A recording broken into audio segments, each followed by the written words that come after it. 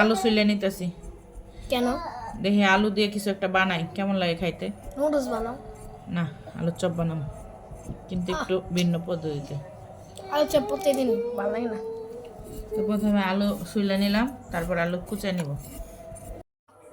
তো বন্ধুরা দেখো, আমি ভালো করে আলু কুচাইয়া সুন্দর করে ধুইয়া পরিষ্কার করে নিছি।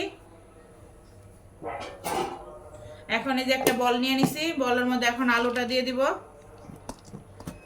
আর এখন যেহেতু আলু সস্তা, এখনই তো আলু খাওয়ার সময়, মানে আলু দিয়ে যে কোনো জিনিস বানিয়ে খাওয়ার সময়। তোমরা এবার বানায় খাইও, আসিয়া ওদের দরকার নেই। আর যদি ভালো লাগে আমাকে কমেন্ট করো। আর এখানে দেখো পেঁয়াজ কুচি নিছি, কাঁচামরিচ কুচি নিছি। আমার বাচ্চারা খাবে তো, ওরা পেঁয়াজ খাইতে চায় না, কাঁচামরিচও খাইতে চায় না। তারপর একটু কাঁচামরিচ পেঁয়াজ না হলে এগুলো আসলে মজা লাগে না। কি রাঁধতে চাও? দেখো, তো আমি আর একটু মরিচ দিলাম না। তোমরা তো বড় মানুষ যদি খাও, জাল বেশি করে দিবা, দিয়ে সুন্দর করে বানায় খাবা। আফিয়া সরো। আর এখানে দিয়ে দিলাম কর্নফ্লাওয়ার 1 চামচ।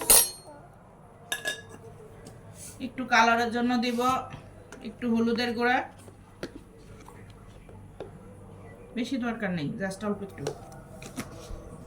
আর একটু লবণ দিয়ে দিব, কারণ যেটা ছাড়া আসলে সব কিছুই অচল, এটা ছাড়া কখনোই কোনো খাবার স্বাদ আসবে না। আচ্ছা, একটু পরে টেস্ট করে দেখবো, যদি লাগে আর একটু দিব। এটা কি ময়দা? আর এখন মেইন ইনগ্রেডিয়েন্টস হলো এই যে না বেসন। ও বেসন। এখানে আমি পরিমাণ মতো দিলাম বেসন। এই বেসন খাওয়া যায় না আপু? এখন দেখি মাখাই, দেখি। মা এটা খাওয়া যায় না ভাই, যদি মন চাইলে বাবা। হয়ে গেছে। তো এই যে ভালো করে মাইখা নিছি। আমি পরে আর একটু বেসন দিছিলাম, আর একটু হালকা পানি দিছিল। আলুতে পানি থাকলে আর দেওয়ার প্রয়োজন নেই, যেহেতু আমি আলু আগের থেকে ধরে রাখছিলাম, একটু হালকা পানি দিছি। হ্যাঁ, তেল দিয়ে দিলাম। তেল মনে হয় গরম হয়ে গেছে। একেবারে বেশি গরমে দিলে হয়তো পুড়ে যেতে পারে, যেহেতু আলু কাঁচা। একটু হালকা দিয়ে হালকা মিডিয়াম জালে ভাজবো আমরা। বিসমিল্লাহ। দেখেন একদম পেঁয়াজুর মতো। তাহলে এটার নাম দিয়ে দিই আমরা আলুর পেঁয়াজু, কি বললাম না? ঠান্ডা লাগছে? তো আমি এখন একবার এভাবে সব দিয়ে দেই।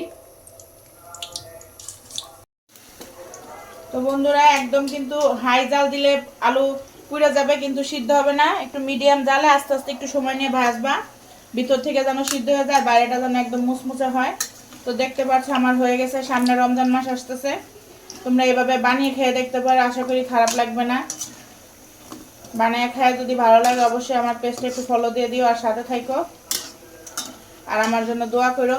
তো এখন আমার বানানো হয়ে গেছে, আমি উঠে ফেলতেছি। আর ছেলেকে দিব খাইতে, দেখি সে কি বলে। আমার সব সময় ভয় লাগে, কারণ আমার 2টা বাচ্চা পাশেই থাকে, খুব ভয় লাগে আমার। তোমরা আমার জন্য একটু দোয়া করো। এভাবেই চলতেছে জীবন, আলহামদুলিল্লাহ।